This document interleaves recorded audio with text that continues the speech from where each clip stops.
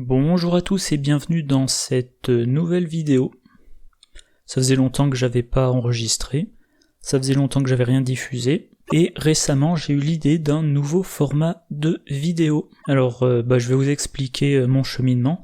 Par rapport à d'habitude, j'ai changé le format de fenêtre pour montrer plus de choses montrer le bandeau d'ArkhamDB, que vous ne voyez généralement pas. Alors quand vous allez sur ArkhamDB, que vous êtes sur la page d'une carte, là la page de Trish Scarborough, vous avez les images, le texte. Alors quand c'est un investigateur, on vous montre toutes les cartes utilisables par l'investigateur, et il y a les reviews. Donc quelqu'un écrit une review, les gens qui aiment, like that review, on peut commenter, et c'est assez intéressant. Moi, quand je me pose une question sur une carte, je regarde, s'il y a des reviews, je les lis, des fois ça me donne des idées, des fois je suis d'accord, pas d'accord, Bon, ça m'inspire un peu. Et concrètement, sur le site, vous voyez dans le bandeau, vous avez le bouton Review, que je n'arrive pas à mettre en surbrillance, et quand vous cliquez sur Review, vous arrivez au listing des reviews avec dans l'ordre chronologique, de la plus récente à la plus ancienne. Donc là, on voit par exemple la dernière, c'est sur la carte signature de Dexter Drake, puis outil de crochetage de niveau 0, etc., etc. Alors bien évidemment, comme le site était initialement uniquement en anglais, tout est en anglais. Bref, toujours est-il, je suis tombé par hasard sur une de ces reviews, j'ai trouvé ça très intéressant, et je me suis dit, je vais faire un nouveau format de vidéo en essayant de garder les vidéos assez courtes, je vais appeler ça la combo de la semaine. Donc, alors, chaque semaine, s'il y a matière à en discuter, si je trouve des trucs assez intéressants, chaque semaine, a priori le dimanche, je vous dirai, sur ArkhamDB, j'ai trouvé une combo, ça me semble intéressant, donc je la partage. Là, en l'occurrence, c'était ça, celle-là, sur le parchemin des secrets, de niveau 3 de la classe chercheur. Voilà, ce texte-là. Alors déjà, la personne nous dit que c'est pour un deck Minty-Fan. Alors Minty-Fan, ça doit être mon investigatrice favorite. Je pense que j'en ai déjà parlé plusieurs fois. Moi, je fais des decks que j'appelle decks mine aux mains pleines, c'est-à-dire que j'essaie pendant toute la partie d'avoir plein de cartes compétences en main. Alors le but, c'est pas de les stocker en main, c'est pas un deck Harvey Walters, mais j'ai plein de compétences en main, comme ça, normalement, quel que soit le test, j'ai une ou plusieurs cartes à attribuer. Quand j'ai la faiblesse, j'ai immédiatement les cartes qu'il faut pour m'en débarrasser. Mais Minty-Fan, si on regarde, c'est règles de construction, carte chercheur de niveau 0 à 5, neutre de niveau 0 à 5 et survivant de niveau 0 à 2. Alors cet utilisateur qui s'appelle, Chirubime, je sais pas comment ça se prononce, Chirubime, pas trop, il dit que lui dans un deck Minty-Fan, ce qu'il aime bien faire, c'est mettre le parchemin des secrets. Alors le parchemin des secrets, c'est l'évolution d'une carte bicolore, qui était dans le pack le nom secret, si ma mémoire est bonne. Donc c'est un soutien de niveau 3 qui coûte 1, qui occupe un emplacement de main, objet livre, action utilisation 3 secrets, action incliner parchemin des secrets dépenser 1 secret, regardez les 3 cartes du dessous de n'importe quel deck investigateur ou du deck rencontre, vous avez le droit de défausser une de ces cartes, vous avez le droit d'ajouter une de ces cartes à la main de son propriétaire, placer les cartes restantes soit au-dessus, soit sous le deck correspondant dans n'importe quel ordre. Et si vous jouez les tabous, sur la dernière liste des tabous, ce n'est plus une action, mais une action rapide, ce qui est un gros progrès. Donc cette carte-là, elle va vous permettre de regarder ce qu'il y a sous votre deck, de vous débarrasser des cartes gênantes, typiquement les faiblesses, et si vous avez une très bonne carte, vous la mettez dans votre main. Et le reste, selon que vous en avez besoin maintenant ou plus tard, vous le mettez au-dessus ou au-dessous. Et pour le deck de rencontre, c'est un petit peu le même principe, Une carte assez indolore, vous la mettez dessus, une carte très dangereuse, vous la défaussez, et le reste vous laissez en dessous. Il dit que dans son deck, il joue aussi récup de niveau 2. Donc un soutien qui coûte 1, qui vous dit réaction, après que vous avez réussi à enquêter avec une différence de 2 ou plus, inclinez récup, choisissez une carte objet dans votre pile de défausse, et soit vous l'ajoutez à votre main, soit vous la jouez en payant son coût. Alors, réussir une enquête avec une différence de 2 ou plus dans un deck Minty-Fan, normalement c'est pas un problème. Elle a 4 de base, quand elle attribue une carte à un test, elle peut rajouter une icône, donc par exemple si elle fait une enquête, elle va attribuer perception, elle va rajouter une icône à perception, elle fait son test à 7 contre la valeur occulte. Si vous jouez en standard, vous vous attendez à piocher un -2, peut-être plutôt un -3 en fin de campagne, mais voilà, vous avez 7, mettons que vous avez un autre bonus quelque part, allez, je sais pas, une loupe, ou alors vous avez un totem macabre, vous êtes à 8 contre un lieu qui a une valeur occulte de 3, ben vous réussissez de 2. Donc voilà, vous pouvez soit récupérer un objet, vous choisissez un objet dans la pile de défausse, soit vous le mettez dans votre main, soit vous le jouez en payant son coût. Et troisième carte, Maître Charles Ross, une carte qui est plus toute jeune, un soutien de niveau 0 qui coûte 2, qui occupe un emplacement d'allié, trait allié et mécène. 1 point de vie, 2 points de santé mentale. Vous avez le droit de dépenser des ressources pour payer le coût des soutiens objets joués par d'autres investigateurs dans votre lieu. Action rapide, inclinez Maître Charles Ross, réduisez de 1 le coût du prochain soutien objet joué par un investigateur dans votre lieu. Alors il me semble qu'il y a une précision, ouais, voilà, c'est ça, c'est dans le Correspondence with Developer. L'effet est cumulatif. Donc mettons qu'au premier round vous l'inclinez, vous réduisez de 1. Au deuxième round vous l'inclinez, vous réduisez encore de 1. Et si maintenant vous jouez un objet, vous bénéficiez de cette réduction de 2 et vous repartez de 0. Voilà, alors il n'y a pas de jeton à mettre dessus, moi je le recommande pour bien visualiser la réduction à laquelle vous avez droit, mais c'est comme ça que ça marche. Donc, quelle est l'idée ? Ce qui nous explique, c'est que il va utiliser son parchemin pour le faire sur le n'importe quel deck investigateur. Donc Minty-Fan, alors si vous n'utilisez pas les tabous, ça vous coûte une action, ce qui est quand même problématique. Enfin problématique, disons que c'est un petit peu gênant, mais si vous jouez les tabous, la carte a été rendue plus simple d'utilisation, donc c'est une action rapide, vous regardez les 3 quarts du dessous de votre deck, et vous allez mettre dans votre défausse un objet. Grâce à Maître Charles Ross, en action rapide, vous inclinez Maître Charles Ross et vous dites maintenant j'ai une réduction de 1 sur le prochain objet joué par un investigateur dans le lieu. Et ensuite vous faites une enquête, vous réussissez de 2 et vous dites grâce à récup je vais regarder dans ma défausse ce que j'ai comme objet et je vais le jouer pour le mettre en jeu. Et grâce à Maître Charles Ross, le coût est réduit de 1. Alors, j'avais oublié d'ouvrir l'onglet, donc on va prendre les cartes. Voilà, les cartes utilisables par l'investigateur. Alors, le mot-clé, c'est DO, D-O, 2 points. Le numéro de cycle, donc ça c'est le 3e cycle, et ensuite le numéro de l'investigateur. Et comme on s'intéresse qu'aux objets, c'est le trait, donc trait CK, 2 points, objet. Et on va les trier par coût, vu que ce qui nous intéresse c'est la réduction de coût. Et vous voyez que, par exemple, ça concerne, elle a accès à un certain nombre de cartes, les glyphes non traduites, loupe, manteau de cuir, précieux souvenirs, analgésique, couteau, couteau c'est pas trop son truc, étrange solution non identifiée ou identifiée, fragment de Céliano, journal, pareil c'est pas trop son truc, loupe de niveau 0, je suis en train de me rendre compte, il doit y avoir tous les objets à traduire. Qu'est-ce qu'il y a comme carte assez intéressante pour elle ? Je sais pas, éventuellement, les segments d'Onyx. Tenue élégante, vieux porte-clés, c'est vraiment très bon pour elle.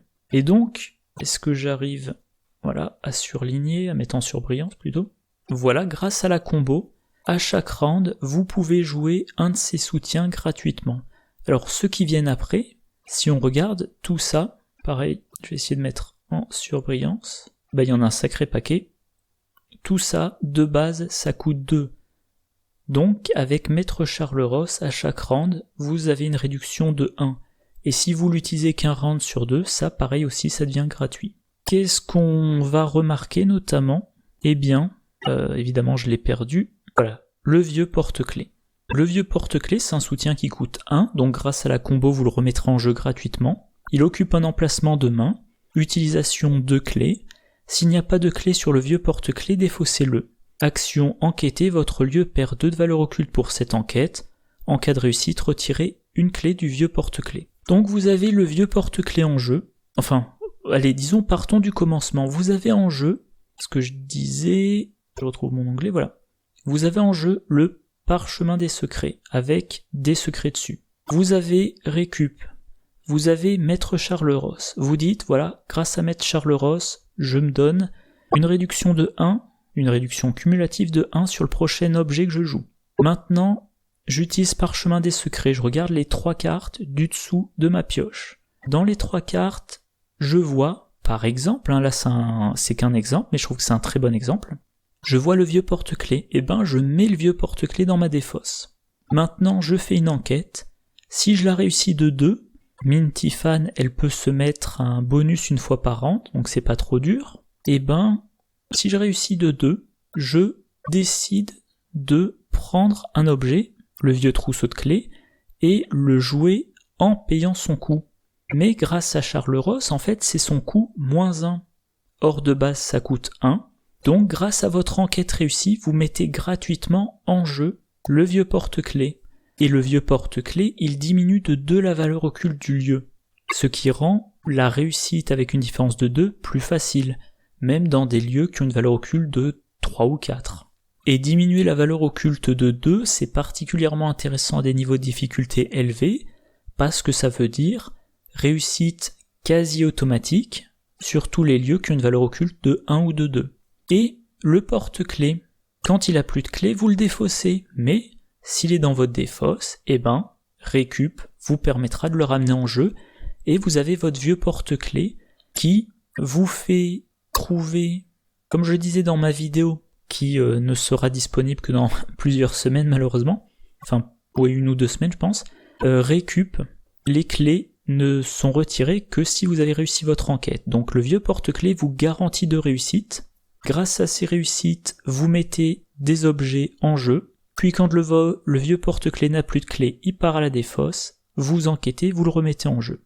Et, à un moment donné, à force d'utiliser la combo, qu'est-ce qui se passe? Le Parchemin des Secrets, potentiellement, n'a plus de secret sur lui. Alors soit vous avez prévu des cartes de recharge, soit vous allez le défausser. Ça pareil, j'aurais dû le prévoir avant. Il me semble que j'avais fait une vidéo sur ce thème-là, comment défausser volontairement des soutiens qui occupent des emplacements de main quand on est chercheur. La loupe de niveau 1. La loupe de niveau 1, elle coûte 0, elle est rapide, donc ça vous prend pas de ressources, ça vous prend pas d'action de la jouer. Elle occupe un emplacement de main. Quand votre Parchemin des Secrets n'a plus de secret, vous jouez la loupe de niveau 1. Le Parchemin des Secrets est défaussé. Dès que vous en avez l'occasion, vous remontez la loupe dans votre main. Dès qu'il n'y a plus d'indices dans votre lieu, vous la remontez dans votre main. Ou alors vous acceptez de la défausser. Maintenant que le Parchemin des Secrets est dans votre défausse, oula, ma souris qui galère, voilà. Même remarque, vous utilisez récup pour le mettre en jeu. Et encore une fois, grâce à Maître Charles Ross, c'est gratuit. Et dès que le Parchemin des Secrets arrive en jeu, il a ses 3 secrets. Si vous jouez les tabous, une action rapide, même remarque, vous regardez sous votre deck, vous défaussez le roi en jaune si vous le trouvez, si il y a une carte que vous voulez jouer tout de suite dans votre main, et le reste vous le triez. Et quelque chose qui, moi, m'intéresse moins, mais qui est quand même mentionné dans cette combo, voilà, il dit, free draws, voilà, il dit, récure ça cycle. Donc Minty-Fan enquête très bien, donc elle peut facilement récupérer les objets. Grâce à Maître Charles Ross, remettre le Parchemin des Secrets en jeu, ça coûte 0. Et le Parchemin des Secrets, quelque part, vous pouvez l'utiliser comme un vieux grimoire, vu que dans les 3 cartes que vous regardez, vous pouvez en mettre une dans votre main. Donc, grâce à la liste des tabous, en action rapide, vous avez la possibilité de tutorer une carte parmi les 3 sous votre sous votre pioche, pardon. Voilà, déjà ça, la possibilité, vous n'êtes pas obligé, la possibilité de prendre une carte en main, c'est de la pioche, mais là, vous le faites en action rapide, la possibilité de défausser une carte dangereuse, mais aussi la possibilité de défausser une carte objet que vous voulez jouer depuis la défausse. Et voilà, c'est ce qu'il dit, fantastique pour défausser les traîtries, les faiblesses. Ça peut présenter des synergies avec Miss Doyle. Alors c'est une carte que j'ai jamais jouée, alors je vous encourage à aller regarder la vidéo que j'ai faite sur les dévoreurs de rêves. Voilà. Faire avec les moyens du bord et les 2 autres événements survivants qui se jouent depuis la défausse. Voilà, bon, Yaotl, je suis pas trop convaincu. Si vous pouvez mettre au-dessus de votre défausse une une carte compétence avec plein d'icônes, ok. Mais pour moi, ces combos qui suggèrent, c'est moins typique de Mintifan, on va dire. Enfin, c'est dans ma vision, dans ma vision de l'investigatrice, à part faire avec les moyens du bord, est-ce que je peux l'afficher ? Mince, voilà. À part faire avec les moyens du bord, c'est moins convaincant. Faire avec les moyens du bord, là je le comprends, parce que c'est un événement que vous allez jouer pour 1 depuis votre défausse. Il va déjà réduire de 1 la valeur occulte de votre lieu. Alors attention, comme c'est une action d'enquête écrite sur la carte, c'est pas cumulable avec l'enquête du vieux porte-clés, mais il réduit la valeur occulte de votre lieu, ce qui augmente vos chances de réussir avec une différence de 2 ou plus. Et ensuite, déjà vous trouvez un deuxième indice en cas de réussite, et ensuite vous le remélangez dans votre deck. Et une fois qu'il est mélangé dans votre deck, à chaque round, vous utilisez Parchemin des Secrets. S'il se trouve dans les 3 quarts du dessous de votre deck, vous le mettez dans la défausse. Et voilà, plus de 20 minutes que je parle, ça fait long pour ce que j'espérais être une vidéo de 5 minutes, mais voilà. Donc c'est vrai que dans un deck Mintifan, vous avez un moteur de pioche, de défausse, de récurrence, un moteur de pioche, de défausse de cartes gênantes, de réduction de coûts de cartes, et tout ça pour seulement 3 expériences pour le parchemin, 2 expériences pour récup, et comme si vous faites un deck qui tourne autour de ça, bien sûr vous mettez 2 exemplaires de chaque, donc on va dire c'est pour 10 XP. Une bonne combo à 10 XP avec à côté de ça 2 cartes. Alors bien sûr, 3ème carte de la combo c'est Maître Charles Ross, qui n'est pas indispensable, ça vous fait juste du gain de ressources Maître Charles Ross. Enfin, de l'économie de ressources. Et en plus de ces 3 cartes que vous mettrez chacune en 2 exemplaires, éventuellement le vieux porte-clés, pour augmenter significativement vos chances de réussir votre test avec une différence de 2. La loupe pour défausser, c'est pas obligé. Si vous jouez des objets, vous finirez par en jouer un qui vous fera défausser le Parchemin des Secrets. Et mince, où c'était... Voilà. Et faire avec les moyens du bord qui augmente un petit peu votre chance de réussir de 2 votre enquête, mais surtout qui vous permet de trouver 2 indices. Donc voilà, un petit truc sympathique. J'y songerai. Je mettrai ça... c'est-à-dire dans un côté de ma tête, parce que j'ai déjà plein de listes de decks à jouer, mais voilà, bien sympathique. Et enfin, un dernier truc à avoir en tête, c'est une combo à 3 cartes, mais Mintifan, vu qu'elle... J'essaie de parler tout en cherchant les cartes. Vu qu'elle peut rajouter des icônes sur les cartes attribuées au test, elle incite à jouer des compétences. Elle va par exemple jouer probablement 2 copies de perception. À chaque réussite avec perception, elle pioche une carte, ce qui va augmenter vos chances de trouver vite votre combo. Et sa carte signature, Esprit Analytique. Alors la partie qui nous intéresse là, c'est réaction. Après avoir attribué exactement une carte à un test de compétence incline Esprit Analytique, piochez une carte. Donc à un moment donné, vous devez faire un test d'intelligence un petit peu difficile, vous attribuez perception et rien d'autre. Comme vous avez attribué pile une carte, vous piochez une carte. Si vous réussissez votre test, grâce à perception, vous piochez une autre carte. Et voilà, la pioche, ça augmente les chances d'aboutir à la combo. Je retrouve mon onglet. J'ai envie de dire, maintenant qu'il y a la combo, il reste plus qu'à lui trouver un nom amusant. Moi j'aime bien donner des noms amusants à mes decks. Il reste plus qu'à lui trouver un nom amusant, faire une liste de decks qui tourne autour de ça.